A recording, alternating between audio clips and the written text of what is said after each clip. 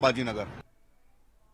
दरम्यान मवियानं नामांतराबाबत घेतलेल्या निर्णयाला मंजुरी मिळाली याचा आनंद आहे अशी प्रतिक्रिया रोहित पवार यांनी दिली। छत्रपती संभाजीनगर आणि धाराशिव हे जे दोन नावं आहेत त्यावेळेस सुद्धा त्या गोष्टीचं स्वागत आपण केलं होतं।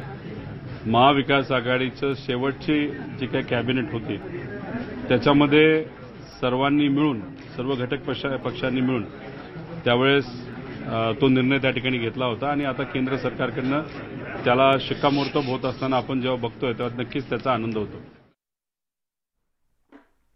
औरंगाबाद आणि उस्मानाबादच्या नामांतराचा निर्णय केंद्र सरकारने घेतलाय। उस्मानाबादचं नाव धाराशिव करणाऱ्या कृती समितीने विरोध केला। मविया सरकारने ज्यावेळी हा नामांतराचा निर्णय घेतला तेव्हाच या निर्णयाविरोधात कोर्टात गेलो आणि हे प्रकरण सुरू असतानाच केंद्र सरकारने हा निर्णय घेणं चुकीचं आहे असा आरोप कृती समितीने केला आहे।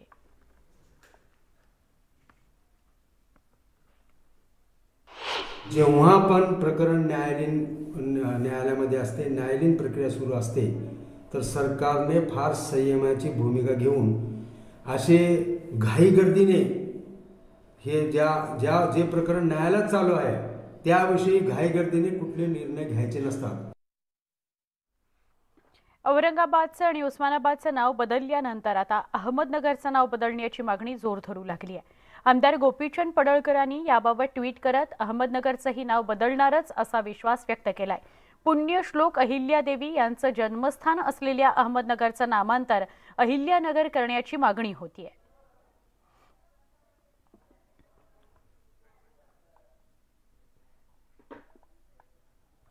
राष्ट्रवादी काँग्रेसचे नेते आमदार हसन मुश्रीफ यांच्यावर फसवणुकीचा गुन्हा मुरगुड पोलीस ठाण्यात दाखल झाल्यानंतर आमदार मुश्रीफ समर्थक प्रचंड आक्रमक झालेत। मुरगुड पोलीस ठाण्यासमोर मुश्रीफ यांचे शेकडो कार्यकर्ते जमलेत। मुश्रीफ यांच्या समर्थनार्थ जोरदार घोषणाबाजी करण्यात येते। दरम्यान परिस्थिती तणावपूर्ण बनलेली आहे। पोलिसांनी जादाची कुमक या ठिकाणी मागवली आहे। मुश्रीफ समर्थकांकडून विवेक कुलकर्णीसह इतरांवरही गुन्हा दाखल करण्यात आला आहे, तर समरजित घाटगे यांच्यावरही गुन्हा दाखल करण्याची मागणी होत आहे। माझा प्रश्न असा आहे मुश्रीफ साहेबांना, 40 कोटी रुपये गेले कुठे?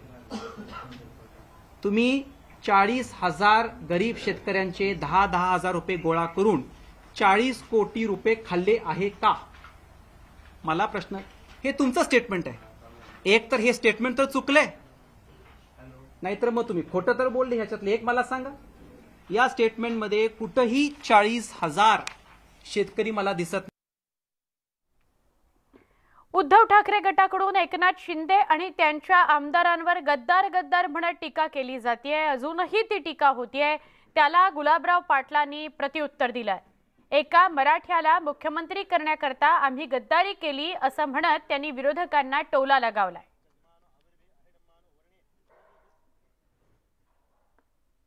गुलाबराव पाटील गद्दार झाले।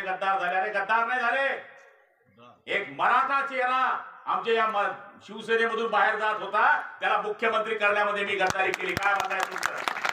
मला चॅलेंज या लोकांना, हे जे टीका करतात शरद पवार सांगा, मग एकनाथ शिंदे कोण आहे रे? कोण आहे तो शिंदे? पागल करा का मी? येणार का मी? मेंटल आहे आम्ही कोण नाही करा मुख्यमंत्री? पण सगळ्या गोष्टी जेव्हा हाताबाहेर जातात तेव्हा आपण अशा पद्धतीचं वक्तव्य त्या ठिकाणी घेत असतो। कदाचित मग असं त्यांचं मत आहे का की आत्ताचे जे मुख्यमंत्री आहेत ते फक्त मराठा समाजाचे आहेत पण कर्तृत्व काहीच नाही, असं त्यांचं मत आहे काय? शिवसेना नेते